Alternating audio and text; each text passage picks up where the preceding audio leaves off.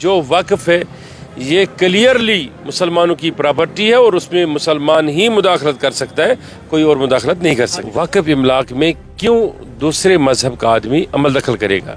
اس وقت اس ڈیٹ میں وقف ترقی پہ اور اچھا کام کر رہا ہے اور اچھے کام کی طرف جا رہا ہے۔ یہاں للدیت کا بھی مزار ہے، یہاں علمدار کشمیر کا بھی مزار ہے، یہاں ویشنو دیوی کا مندر بھی ہے، یہاں پوتر گفا بھی ہے۔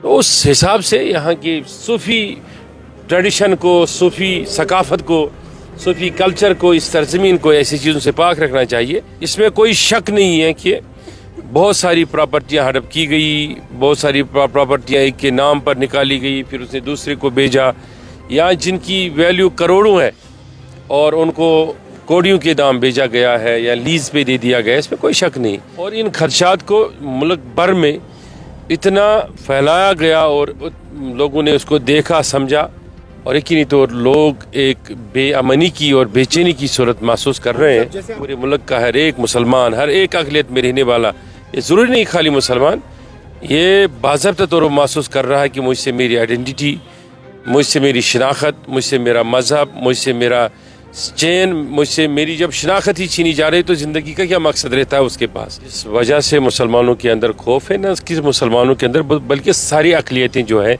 وہ سکھ دھرم ہو، وہ بدھ مت ہو، یا باقی جو اقلیتیں رہ رہی ہیں، ان کو بھی ایک خوف ہے اب کہ وہ یہ ہے کہ آپ کے وقف املاک میں کیوں دوسرے مذہب کا آدمی عمل دخل کرے گا؟ اپنے اپنے دور میں تو ہر کسی نے مسلمانوں پر ہاتھ صاف کیا، اس میں کوئی شک نہیں ہے، اور مختلف طریقوں سے ٹارگٹ کیا۔ اس میں کوئی ایک چیز کو نہیں لیں گے کہ ہم بی جے پی کی بات کریں، کانگریس کی بات نہ کریں۔ کانگریس کے دور میں بھی بابری مسجد کا واقعہ تو وہ صحرا کانگریس کو ہی جاتا ہے نا، اور کس کو جاتا ہے۔ لیکن کوئی اپنا پولیٹیکل سٹیٹمنٹ رکھ کر پولیٹیکل روٹیاں سینگنا چاہتا ہے، وہ غلط ہے۔ وقف بل کو پیش کیا گیا اور مختلف پارٹیوں کے رد عمل، اور اس سب پہ بات کرنے کے لیے ہمارے ساتھ ہے وادی کشمیر کے مشہور شخصیت، کسی تعارف کے محتاج نہیں ہے، حامی صاحب میرے ساتھ ہے۔ بہت بہت شکریہ حامی صاحب اپنا وقت دینے کے لیے۔ حامی صاحب، پارلیمنٹ میں وقف کی بل پیش کی گئی ہے، تو اس کو آپ کیسے دیکھتے ہیں؟ آپ یہ جو بل ہے اور بل کا تعلق ہے، اس میں دو طریقے کی چیزیں ہیں۔ ایک طریقہ یہ ہے کہ بعض لوگ کا ماننا ہے اس میں کچھ اچھی چیزیں ہیں، جیسے وقف قانون کے متعلق، وقف املاک کے متعلق، اور جو سبلیشنز وغیرہ بہت ساری چیزیں وقف کے اندر ہوتے ہیں کہ آپ جب وقف سے کوئی پراپرٹی لیتے ہیں، لیز پہ لیتے ہیں، کس طریقے سے لیتے ہیں، پھر دوسرے کو کیسے سپرد کرتے ہیں، اس کے بارے میں کچھ قوانین ہیں جو انسان کو غور سے پڑھنے کی ضرورت ہے اور دیکھنا چاہیے۔ لیکن وہ چند چیزیں اس میں ٹھیک ہے، لیکن جہاں تک ایک بڑی بات ہے، اگر قانون نافذ کرنا ہی ہے، قانون بنانا ہے، قانون صرف اس چیز کو بہتر بنانے کے لیے ہونا چاہیے۔ اگر آپ کی مذہبی آزادی اس چیز سے چھینی جا رہی ہے یا سلب کی جا رہی ہے تو سیدھی سی بات ہے، آپ اپنی ٹانگوں پہ کھڑا ہو کے اپنے مذہب کا دفاع کریں گے اور کر سکتے ہیں۔ یہی جمہوریت کا حسن ہے۔ رہی بات کہ اس میں ایسا ہے کیا، وہ یہ ہے کہ سیدھی سی بات ہے، اگر اس میں ایڈمنسٹریٹو لیول پہ یا بورڈ لیول پہ 7 ممبران، 6 ممبران، 2 ممبران، 1 ممبر بھی کسی اور مذہب سے تعلق رکھنے والا آئے گا، ہمیں اسلام سکھاتا ہی نہیں کسی بھی مذہب سے دوری بنانا یا کسی سے نفرت کرنا۔ یہ پیار بھرا مذہب ہے، امن کا مذہب ہے، محبت کا مذہب ہے، صوفیوں کا مذہب ہے، اولیاء کا مذہب ہے۔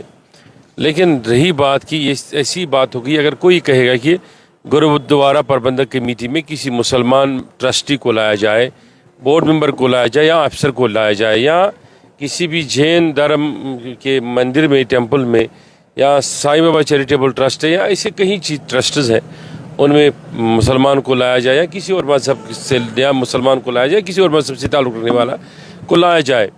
اسی لیے لوگوں کے اندر خدشات ہیں۔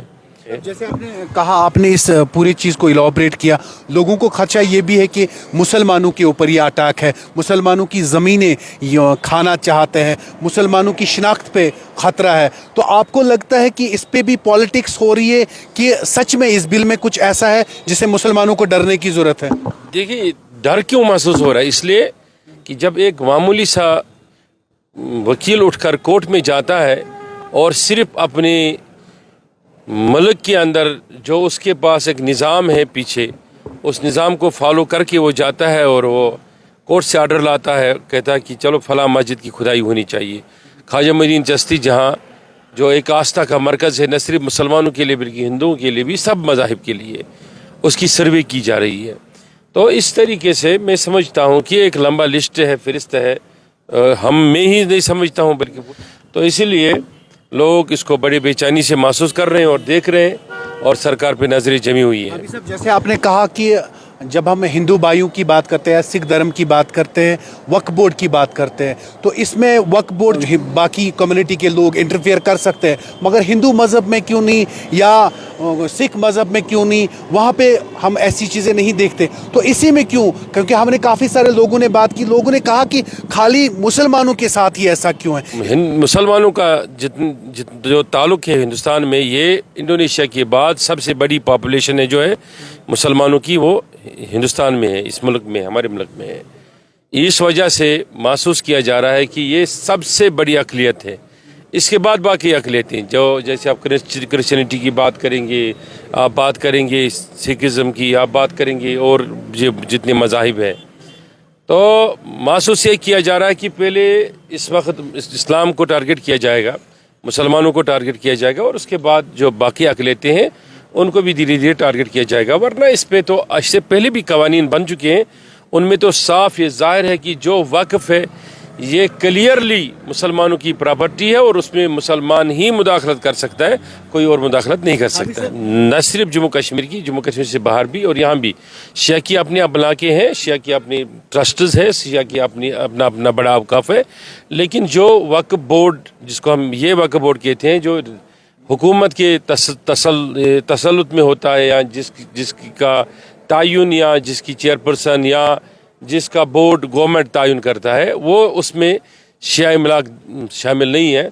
लेकिन बाकी हमारे शिया भाइयों के उनके भी अमलाक है, शिया अमलाक है, बाज़ाब्ता तौर उनके भी बोर्ड है, उसमें कोई शक नहीं है। आपको लगता है 5-6 सालों में वक्फ में तब्दीली आई है, वक्फ में चेंज आई है, जो इससे पहले हम नहीं देखते थे? अगर आप यहाँ स्टेट वक्फ की बात करेंगे, ये इस बारे में आप पूछ रहे हैं, तो यकीनी तौर आज कल के दौर में पहले से ज़्यादा वक्फ बेहतर काम कर रहा है, इसमें कोई शक नहीं है। और मुझे सच बोलने में कोई कोफत नहीं है और मैं सच बोलना पसंद करता हूँ और यही हक है। इस वक्त इस डेट में वक्फ तरक्की पे और अच्छा काम कर रहा है और अच्छे काम की तरफ जा रहा है। इसमें भी और ज़्यादा वक्फ को बेहतर बनाने की ज़रूरत है, न सिर्फ यहाँ बल्कि हर जगह। अब क्यों ये मुसलमानों को लग रहा है कि हमारी शिनाख्तें जा रही, मैं स्टेट और दोनों चीज़ों को जोड़ रहा हूँ। जब एक ही कानून मुल्क में बन रहा है, सीधी सी बात है, यहाँ के वक्फ का निज़ाम अलग था, डिफरेंट था, क्योंकि मुसलमानों की मेजॉरिटी स्टेट है ये, और बाहर एक निज़ाम अलग था, अलग कवानीन थे।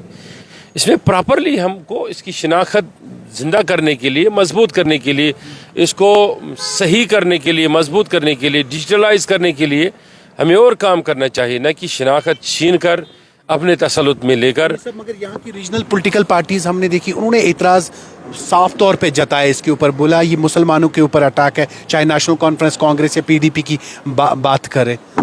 देखिए, अगर आप बाहर वाले पार्टियों की बात करें, चाहे उसमें कांग्रेस हो, BJP हो, ये एक मजहबी मसला है और इसको मजहब की नज़र से ही देखना चाहिए और इंसानियत की नज़र से ही देखना चाहिए। यहाँ की जितनी पॉलिटिकल पार्टियाँ हैं उन पर यह भी जिम्मेदारी है।